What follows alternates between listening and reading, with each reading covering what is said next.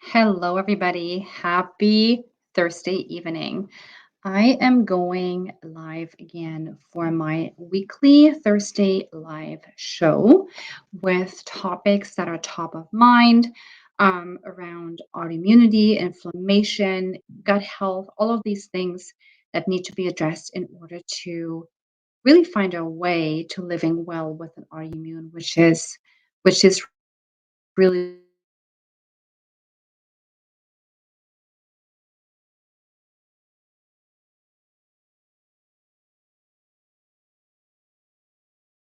what we actually talk about dysbiosis. Okay, internet is dropping and coming back. Here I am. I'm just going to go live in my Facebook group here on my screen so that I can see who is actually joining me tonight.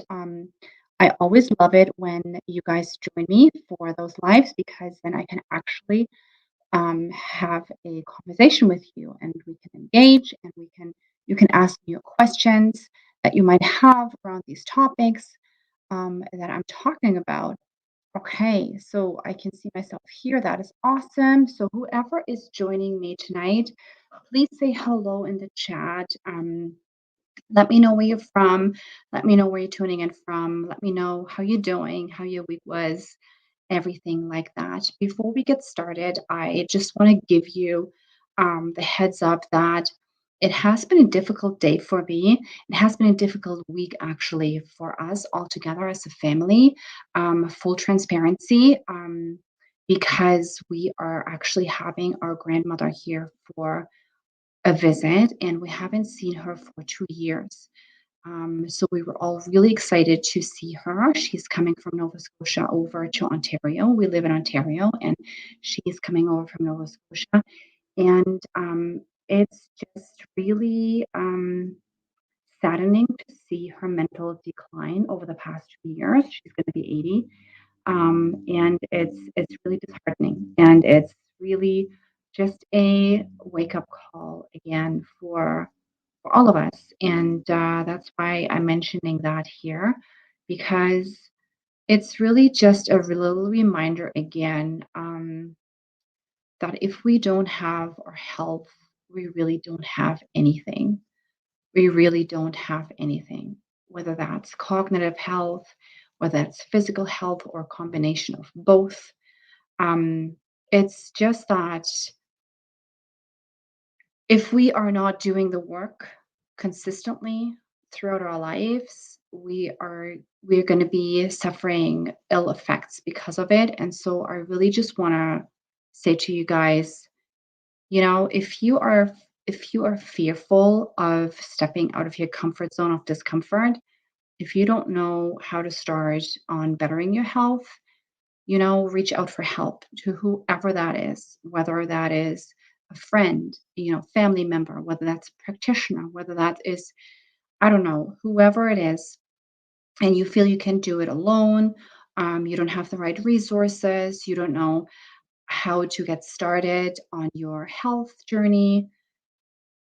Don't do it alone. Reach out and ask for help because I can tell you, um, staying stuck in the zone of comfort, even though it's brings you pain and even though it brings you an imbalance in your body, and just seeing it as status quo and not working on it is not going to help you long term. Anyways, having said that, I let's get started on the topic dysbiosis, which is really a huge topic around cognitive health as well as inflammation. And so let's talk about it. Dysbiosis. Today, I was going to share with you from a bird's eye perspective of what dysbiosis is, because you will hear the term more often. A lot of you hear it, a lot of you don't really know what it is, what it means. So I'm going to explain the term to you without getting too scientific around it. It's just gaining a deeper understanding of what that actually means so that you can apply deeper strategies and, in order to reverse it. The gut is really an area where it's the control center really of our body when you think about it. It's really not the brain, it's the gut. That is your command center because it talks to the brain, but it also has its whole microbiome situated within, which is the microbes in your body. There are over 38 trillion of them in and on you, that have such critical tasks to do in your system. They're actually corresponding with your brain and with your body on so many levels. They have a really big role to play in your long-term health and in inflammation as well. And so that is why we really want to, if we want to start a health journey, we want to focus on the gut area. And dysbiosis is so common in all of us with an inflammation, with an inflammatory response in our system. Autoimmune disease, chronic inflammation, dysbiosis is a given. I can tell you that. Everybody I've talked to so far in the past 2.5 years I've been practicing all struggled with dysbiosis. So let's get started. What is dysbiosis really? So it is a big term, but what it really is, it's an overgrowth of pathogenic bacteria in your gut, mostly in your colon. Like I said, you have over 38 trillion of them, of those microbes living in and on you. And when they overgrow, they are actually taking over your good bacteria. So there's a really, you know, there's a really nice balance between those good, or let's say beneficial, and pathogenic bacteria, and you need them both. You need both in your body because they kind of like balance each other. They regulate each other. Um, Actually, Candida, which is a yeast, is actually a part of your natural microbiome, and yeast or candida in itself has actually has beneficial properties in your body. So I don't want to go into candida so much, but just letting you know that what we call is, what we label as pathogenic, actually in the right amount has um, beneficial outcome on your body. So keeping the balance between good and bad bacteria is super critical. And the dysbiosis means that there's an overgrowth of pathogenic bacteria that is overruling the beneficial bacteria, and they can take over your good bacteria, which brings on a lot of symptoms, a lot of pain, a lot of gas, a lot of bloating, a lot of food intolerances, even a lot of digestive upsets. So that's the term, the dysbiosis, right? So what we need is we need balance. Number one, we need balance between those two. And number two, we need a broad variety of different bacteria in your gut. So it's not just that we need a few certain strains of good bacteria or beneficial bacteria in your gut, because every strain in your microbiome, the rainforest of microbes, I call it, because I just envision like the Amazon rainforest with thousands and thousands of different species and plants and all of these things. And each species and each strain has a certain task to do in your body. So the greater your variety is, the greater the diversity is, the healthier your gut microbiome is, the more resilient it becomes, the more you will benefit long term by bringing down inflammation. So we need the diversity in order to create a healthy gut environment. And oftentimes in our world, we are simply lacking the variety, diversity in our gut microbiome. Um, and when there is not a lot of diversity in your gut microbiome, then the more susceptible you are becoming to illnesses. And that is why gut dysbiosis plays such a huge role in also developing an autoimmune response, amongst other things. But that is one of the really big reasons as to why we are, moving towards the autoimmune response. And then what also is at play is leaky gut, right? So when we have dysbiosis, we typically also have leaky gut. And you don't need to get tested for leaky gut. I can tell you that's just a waste of money. I can tell you that if you are experiencing a ton of GI issues, whether it's constipation, diarrhea, a combination of both, stomach cramping, um, gas, bloating, acid reflux, any of those GI issues, I can tell you 99% of you guys will also have or deal with leaky gut to a certain extent, depending on the level of, balance or imbalance in your body. So leaky gut is really a central theme as well that we need to discuss. And actually, I do have a leaky gut workshop coming up on October 20th. So if you want to learn more about leaky gut and how you can reverse it, I would invite you to come to this workshop because it's going to be a very intimate workshop where I actually engage with you guys. So I'm going to teach you what leaky gut is. It's a 1.5 hour workshop on October 20th, and it's going to be on Zoom. So it's going to be in a closed Zoom room where I really spent the time and I'm going to answer your questions and I'm going to explain to you what leaky gut is, and I'm going to give you tangible steps on how you can start reversing your leaky gut, right? With certain foods and supplementation, lifestyle changes, all of these things, so that you can get started on starting on your journey to living well with autoimmune and reversing your leaky gut. So I highly recommend if you want to learn more about that and if you want to actually have some strategic steps outlined for you that you can get started right away on, I encourage you to register for that free workshop. It's a free workshop on October 20th.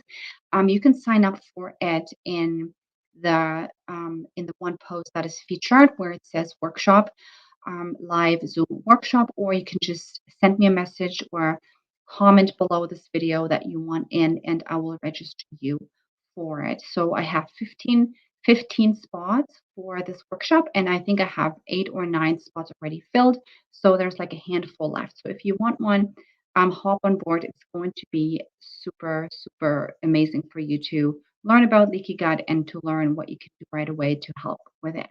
So leaky gut is always at play when we are talking about dysbiosis, and there's certain strategies that you can apply with food and supplementation and lifestyle changes to reverse it. But we're not talking about that tonight. We're talking about dysbiosis. So now that you know what dysbiosis is, you know, what are the causes? Just one second. I'm just going to have a sip of tea. It's always, the question always comes up, but how does it even develop? Like, how do I even get my gut out of balance so much so that it actually translates into pathology? And when I learned about the causes to dysbiosis, when I learned about dysbiosis in general, and when I learned and just dug deep into the research of how our microbiome is just so connected to our health, which is mind blowing. Um, and then I learned about the causes. It was an eye opener for me because I realized that just so much that can go astray over the course of the years without you even knowing. But then also at the same time, it can be so simple to tackle it. And I say simple because it's not rocket science that we're talking about here to, find solutions to this problem. But what I'm finding is that it's getting started and keeping consistent with applying those solutions is always the tricky part. There's always the stretch when the going gets rough and when you find yourself um, unmotivated because you don't see instant results when you apply those solutions is when people revert back to their old habits. And making changes and making habits is actually the tricky part. It's not so much the solution in themselves that are tricky, but it's more so the application, the continuation of changing your lifestyle and your nutritional habits, which is the tricky part. But let's start with the causes first. So I wrote down about 8 causes, and I'm going to go through them fairly quickly. And there's many causes, but those 8 ones are really the ones that are wreaking havoc on your gut in terms of dysbiosis. So the first one is honestly, it's stress. And you probably gonna say, "Oh, yeah, I know. Come on. No, let's not just, talk about stress again, all of it." But honestly, I will repeat myself over and over and over again because I can tell you that stress is the number one gut killer. And it is the biggest one you have control over, which is so interesting because it's honestly something that you can start regulating on a regular basis, but it's it's for a lot of us it's so hard to do, right? Um because we think that stress is just part of our daily lifestyle, which it doesn't have to be. But what stress actually does on a physical level, or on a microbiome level, is that, believe it or not, but the stress response in your body is actually causing dysbiosis. So your bacteria is reacting to the stress, and it makes your bacteria more aggressive in your gut. So there's tons of studies out there that show that the stress response actually has an effect on the bacteria. It makes them more aggressive, and they kill off more beneficial bacteria. And the whole microbiome is just super sensitive to the impact of stress. So it's not just that stress is just cutting off your digestive system in itself, like it's slowing down your digestion in itself, but it's also having a huge impact, negative impact on those microbes that you have in your gut, because those microbes are actually communicating with your gut on a daily basis through the gut brain connection, which is the vagus nerve. So, stress, we're talking, is not just like a quick stressor that you're going through that happens all the time. Traffic stress, plane stress, and all of these stressors we're experiencing on a daily basis. But what we're talking about when stress is starting to affect the microbiome is chronic stress. So when I speak with my clients, or when I speak with a lot of women, I find a lot of times is that when we go back into their health history, there has been a lot of issues in terms of high stress levels from an early age on. So teenage years, right? Wrong body image and relationships and all of these things that cause stress and can go into chronic stress. And so when that happens, your microbiome is immediately affected by it. And if you don't learn how to intercept that stress response, over a long period of time, your microbiome is actually changing its profile, right? So the microbiota is slowly starting to become out of balance. Like I said before, the physical effect on stress on your microbiome, if it's chronic stress, is a change in microbiota profile, which causes the bacteria to become really more aggressive, and they're killing off the beneficial bacteria to a large extent. So that is number one. Um, Big eye opener for me. That is when I started to really dig deep into self care and all of it. And we all know what self care means. I don't have to explain to you what self care means. But the tricky part is in continuing to do it and taking it seriously and making it part of your lifestyle to address those stressors for the sake of your good gut health. Number two is SAD, the standard American diet. That is really a huge, huge cause for creating dysbiosis in your body. And when I say SAD, I'm the standard American diet, I don't mean fast food all the time. What I'm actually also referring to is the lack of diversity in your diet.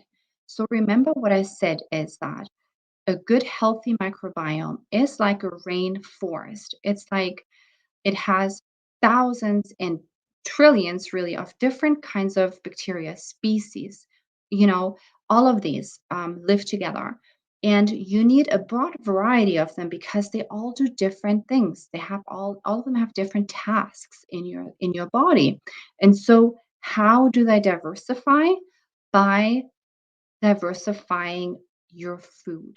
So what I oftentimes see is that a lot of women, they eat healthy. There's nothing wrong with the types of food they're choosing. It's all good quality foods, and they're sourcing it from the right um, sources, farms, organic, and all of this. But oftentimes, it's just the lack of diversity that is missing. So don't continue to eat the same thing over and over and over again. Really diversify. Pick a new food every week. I try to pick a new food every week in order to, get that diversity in. So it's just you have to be mindful around that and just do the work. Number three, because is antibiotics. So antibiotics are So here's the thing with antibiotics. Antibiotics are necessary in certain instances, and I'm not here to say that you're not supposed to be taking any antibiotics, right? So if you have like serious infections, or if you're at the hospital and it's really critical for you to take those antibiotics, absolutely, right? But what I see as an upward trend is taking antibiotics for no reason.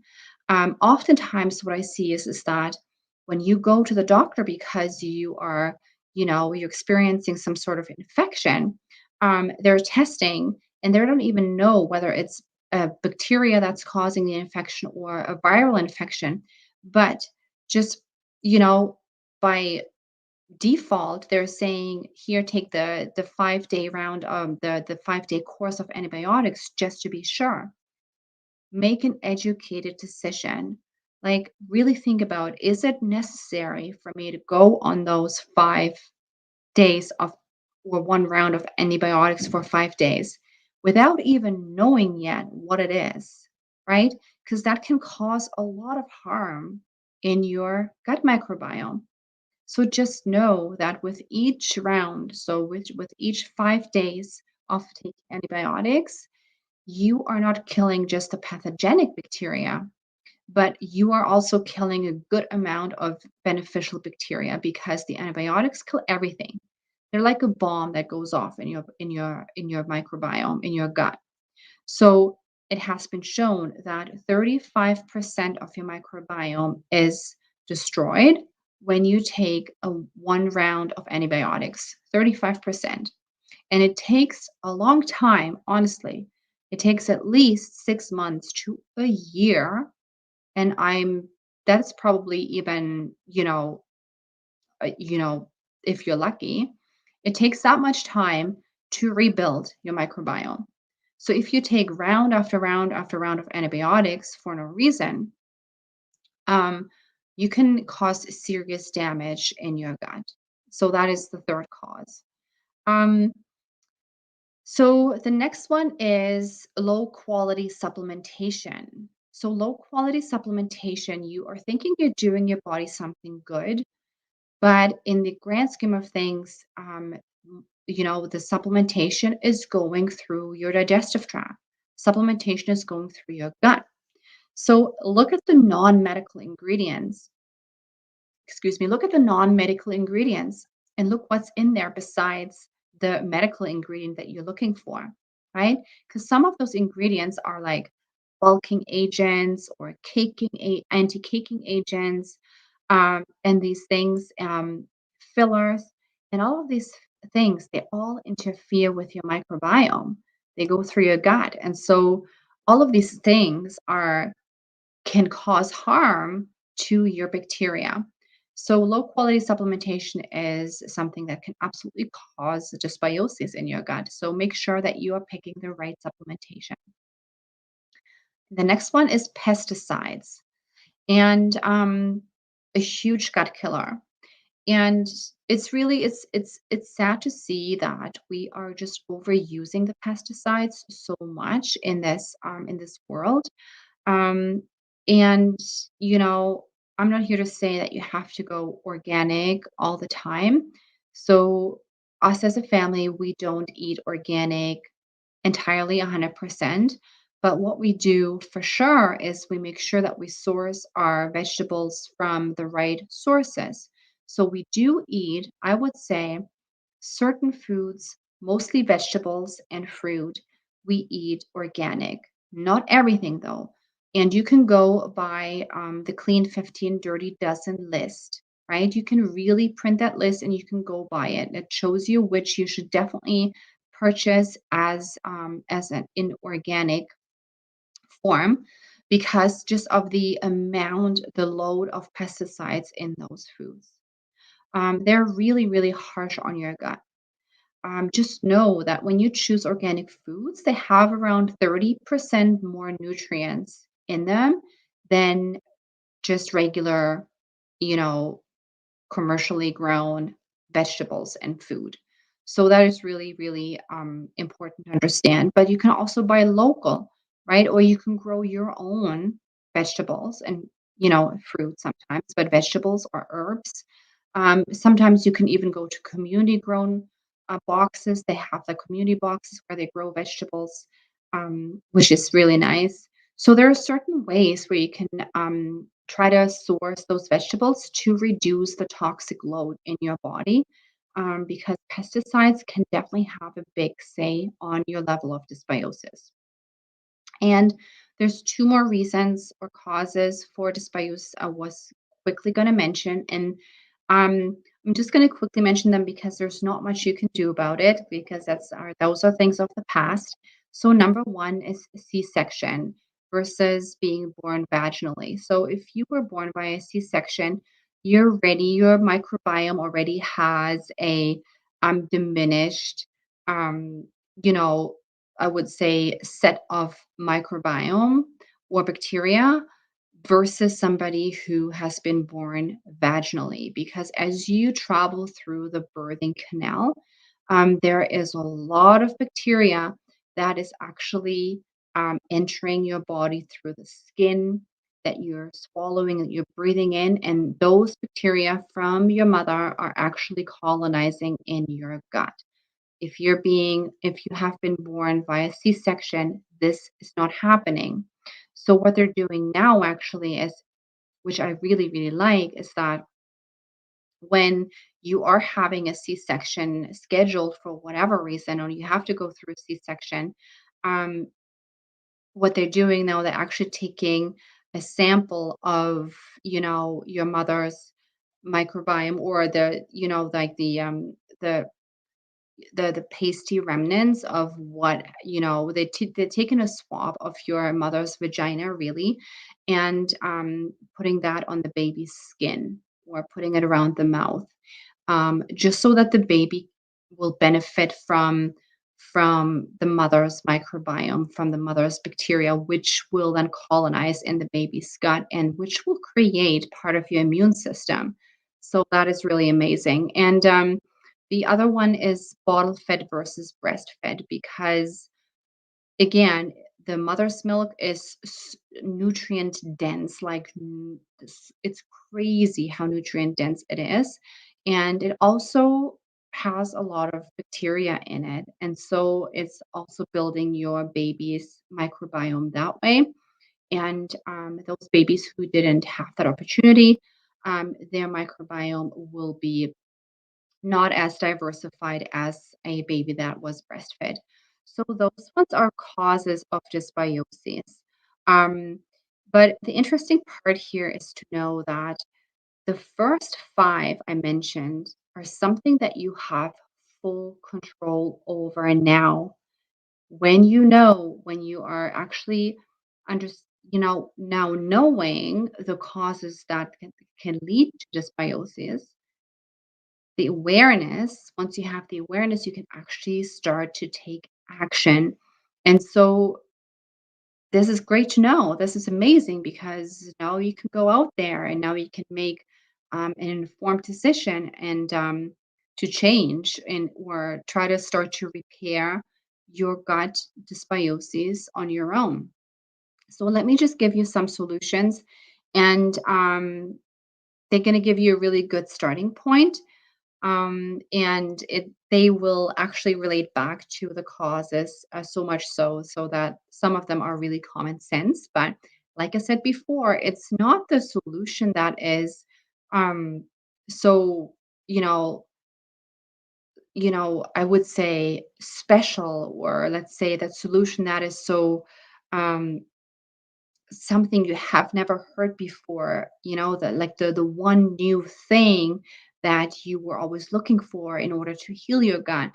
Um, this is not what I'm going to be talking about, because it just simply doesn't exist. It's interesting because the irony of gut health is that there's so much we can do, and we oftentimes know the solutions already, but the thing is, we just don't do it, right? We are really waiting for this one solution, for this one special new thing that hasn't been invented yet in order to bring our gut health back into balance. It doesn't exist. And it takes some time, right? So the solutions that I'm going to be talking about now to repair dysbiosis and to bring balance back are not something outrageously new, I can tell you, but it's the consistency of applying those solutions continuously, ongoingly, over a longer period of time that'll help you shift your body from the imbalance, from your gut imbalance towards balance, diversity of your gut microbiome, and better health with less bloating, with less constipation, with less acid reflux. But we just have to keep that in mind, that we have to keep going, we have to keep implementing those things. So let's go into the solutions. I'm gonna talk about with 6 or 7. Just gonna be going quickly through them. We just talked about the causes, and those solutions are actually relating back to the causes. So the solution to dysbiosis are fairly simple, but like I said, they take time and consistency. So number one is you want to find rhythm with your bowel movements. Your bowel movements are one of the most critical parts in your digestive health that'll help your gut to rebalance. And by bowel movements, rhythm with bowel movements, I mean fully emptying, having daily, regular bowel movements, preferably at the same time, at least once, best case twice a day. Um, and you have a certain rhythm in it. So this is what I am leading my clients through every day to establish the rhythm in bowel movements. And there's certain ways you can do that. You can train your body to have that rhythm in your bowel movements, but you need to have that ongoingly because you need to purge your body, right? That's your waste. That is basically quote unquote toxic waste that your body can utilize, which needs to leave your body. If it stays in your body, it can cause a lot of damage in your gut. So bowel movements are the number one key area that you need to focus on and that you need to regulate. You need to get a rhythm in there. Number 2 is, I said, I think 3, 4 times already, diversity. That is solution number 2. You will need to add diversity to your gut microbiome. Remember, your gut microbiome is like a living organism. It is like the rainforest for you. Thousands and thousands of different species doing certain tasks. Not one species does the exact same thing, or strain does the exact same thing in your gut than the other one, and they all work together, right? So we need that huge diversity in order to get the best health. So diversity is really predicting a healthy microbiome, and a resilient gut. So stop eating the same things over and over again. Figure out a way where you can start to include more foods, right? That's what you need to do. You need to give your body diversity in order to create diversity. Number three is manage your stress. I know it's repetitive, but I'm going to be saying it over and over again. Manage your stress. If your stress levels are getting chronic, and by the way, if you don't sleep properly, that is a huge chronic stress level on your body, right? So it's not just the traffic, it's not just the news. All of these things that are out of the moment stressors, we are talking about chronic stress. If you are having insomnia for days, weeks, months, years, that is a huge stressor on your gut health, on your microbiome. Your microbiome is reacting to it, it's becoming very aggressive, and it's killing off good bacteria. So prioritize your nervous system, right? Put strategies in place that brings down your nervous system and be consistent with it. It's so important in order to create good gut health. Number four is digestion. So look at how you're actually digesting your food, right? Look at your digestion profile. Like, how's your stomach acid? How are your digestive juices? Um, how's your processing? Do you experience sloppy processing? Do you experience fullness after eating? Do you experience acid reflux after eating? Um, do you experience a lot of bloating after eating? Um, all of these things are huge indicators of how your digestive system's actually working. If you're not breaking down your food into its proper, um, you know, particles that need to be present in your digestive tract so that they can be absorbed properly, then you're running into issues and running into issues with leaky gut. And you're also running into issues with your microbiome because your microbiome is feeding off of a lot of those foods. And you can unintentionally feed your pathogenic bacteria if your digestive system is not working properly. So get your digestion back on track.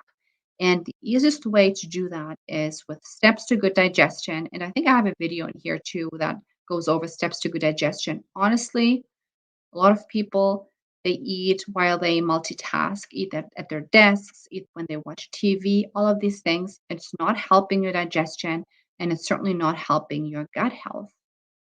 And the second last one is get a water filter. Just get a water filter. Filter your water, right? It's such a simple thing you can do, but it has such a huge impact on your gut health. It's for example, there's so much stuff in your water. For example, chlorine, right? In low doses has like a huge impact on your gut bacteria. It kills gut bacteria on a regular basis. So get your water filter in place, whether it's just a Brita filter or, if you want to invest into a higher quality filter, but just filter your water. Just do it. And you will help your microbiome that way rapidly. Um, and the last thing was that say no to unnecessary antibiotics. If it's just something that you're being prescribed, precautionary, just to make sure, really question, have that conversation with your healthcare practitioner and question is it really necessary for me to go on this round of antibiotics right now? And, when we're talking about, well, let's say SIBO or H. pylori, for example, um, the first line of treatment always is antibiotics because it's just the go-to. It's like, it's like the wonder weapon. It's something that supposed to kill everything, including the H. pylori and the SIBO. But it's not always necessary. So discuss with your healthcare practitioner if there's other ways that you can address these imbalances. There's a lot of antimicrobials out there that are natural, lots of botanicals that you can utilize in order to address these issues. Um, when I work with my clients on SIBO, we are always, first of all, starting to address the issue with antimicrobials rather than antibiotics, because those antimicrobials are super powerful, but they leave your gut alone. Not entirely. They still have, of course, some effect on your gut bacteria being killed off at to a certain level, but by far not as much as antibiotics. They're much gentler on your microbiome, but can be really effective on your bacterial overgrowth. So that's just something to consider. So say no to unnecessary antibiotics. Um, that'll just save your gut from so much imbalance. So those are my go-to solutions that I was going to share with you. Again, if you have any questions around what I covered here, please let me know in the comments. Um, um, I'm just reading that note that I got here. So, not getting notifications that you're live. That is so funny. I wonder why that is. So, I'll be listening to this replay. Okay, that's too bad. Um, anyways, the replay is always up in this group. The replay doesn't go away. If you are interested in, finding out much more about leaky gut, what it is, how it works, and tangible action steps you can take in order to start to reverse it right away, please make sure that you sign up for the workshop that is coming up on October 20th. It's a free workshop that I'm offering you guys in here. I have wonderful women signed up for it already, and I go up to 15 because I am giving you the space at the end of it to ask questions, to do a little bit of live coaching. So it's going to be a live, engaging Zoom workshop. I hope to see you there. I hope that you guys have a beautiful evening, and I will see you again very soon. Have a great night.